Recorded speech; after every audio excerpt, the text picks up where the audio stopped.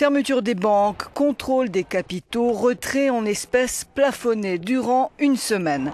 Les Grecs ont commencé à faire la queue devant les distributeurs le 29 juin, après l'annonce du Premier ministre Alexis Tsipras. Celui-ci blâme l'Eurogroupe de ne pas avoir prolongé l'aide à la Grèce. Cette décision, a-t-il dit, a conduit la BCE à ne pas augmenter les liquidités des banques grecques et a obligé la Banque de Grèce à proposer des mesures comprenant des jours de fermeture et la limitation des retraits. Désormais, les Grecs ne peuvent retirer que 60 € par jour, par carte et par compte. Une mesure très pénalisante, car l'usage de la carte bancaire en Grèce n'est pas aussi étendu que dans d'autres pays de l'Union. Les paiements par carte de crédit sont illimités, mais les cartes de débit ne peuvent pas se recharger.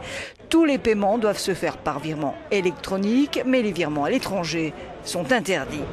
Car depuis le début de l'année, 40 milliards d'euros sont sortis des banques grecques, soit un quart des dépôts. La Grèce n'est pas le premier pays européen à imposer des contrôles de capitaux depuis la crise de 2008.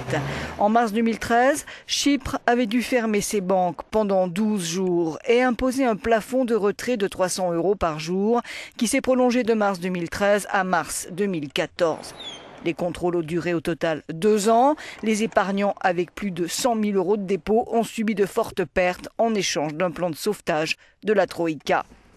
Le premier pays européen à avoir imposé des contrôles de capitaux a été l'Islande après la crise financière de 2008. Ce n'est qu'en juin 2015 que le pays a commencé à alléger les restrictions. En Argentine, on se souvient encore de la crise de la dette lorsque les dépôts bancaires ont été gelés en décembre 2001. Le plafond de retrait avait été fixé à 250 $ par semaine et les restrictions ont duré jusqu'en décembre 2002. La réaction populaire fut si violente que le président Fernando de la Rúa a dû démissionner le 20 décembre, ouvrant une grave crise politique.